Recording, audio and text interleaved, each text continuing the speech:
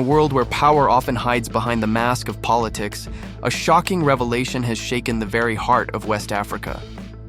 Burkina Faso's president, Captain Ibrahim Traoré, a man who rose from the battlefield to become a symbol of African resistance, has just exposed what may be one of the largest coup attempts in the continent's modern history. Reports say a staggering $5 billion in cash was used as bait to buy his silence, his loyalty, and ultimately, his country's future. But Traoré didn't take the bait. He stood firm, once again proving that integrity and courage can't be bought with money, no matter how high the price tag. Imagine that for a moment. $5 billion. That's not just pocket change. It's the kind of money used to build nations, erase poverty, or feed millions of children. Yet someone, somewhere, was willing to throw that kind of wealth away just to regain control over a small but powerful nation that is becoming a beacon of defiance in Africa. The question echoing across the continent is simple. Who's behind it all? Since taking power in 2022, Ibrahim Traoré has faced constant threats from foreign powers, multinational corporations, and local elites who lost their grip when he started putting the Burkinabe people first.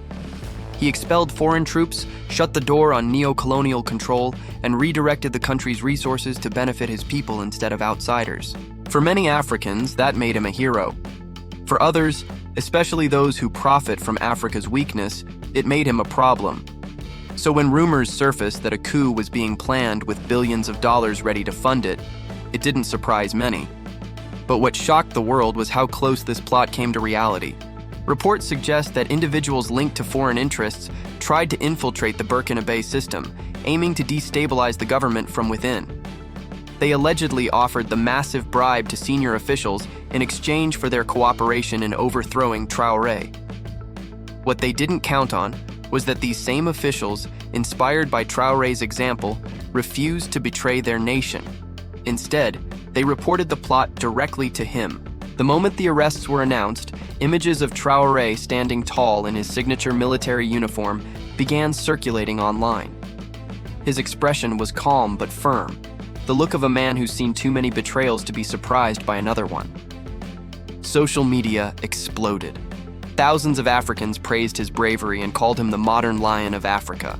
People shared his quotes about dignity and independence, reminding the world that Burkina Faso's revolution isn't just about one man, but about an entire generation refusing to bow to control.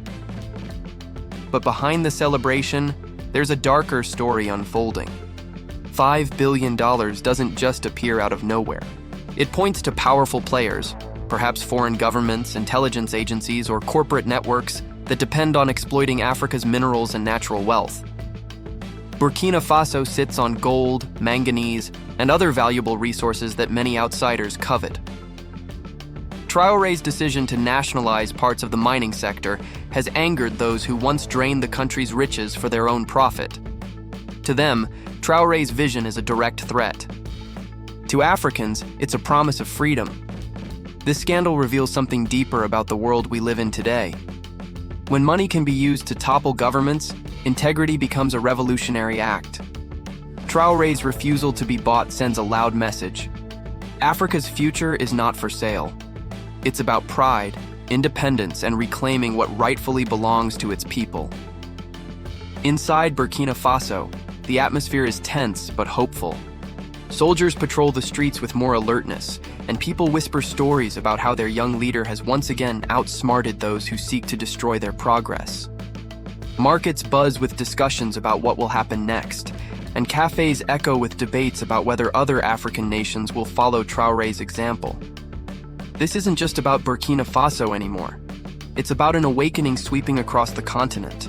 Many ordinary citizens feel that what happened there could happen anywhere.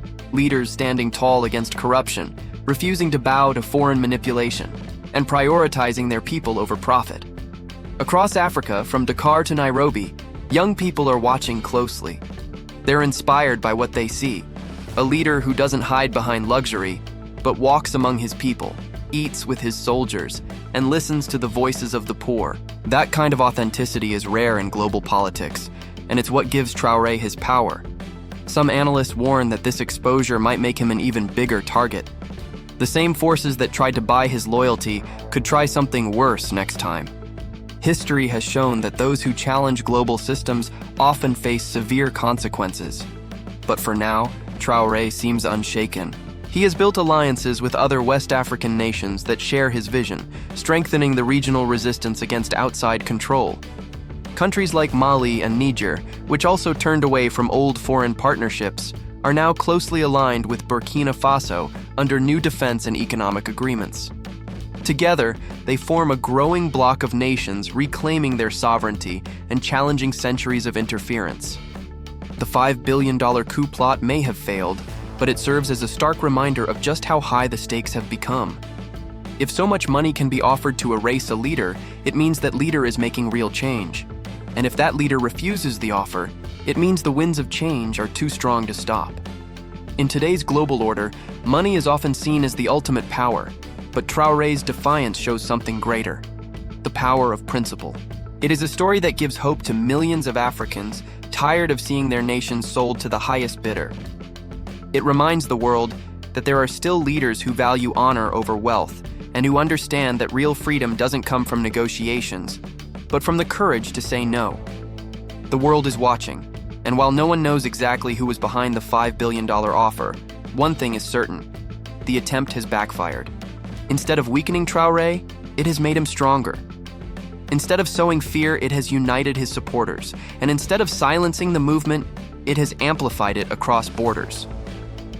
Now people are asking new questions. If they're willing to pay that much to remove him, just how valuable is the independence he's fighting to protect? If you believe stories like this deserve to be heard, then be part of the change. Hit that subscribe button, drop a like to support independent voices, and share your thoughts in the comments below. Your engagement helps powerful stories like Traoré's reach more people who care about truth, freedom, and real leadership. Thanks for watching.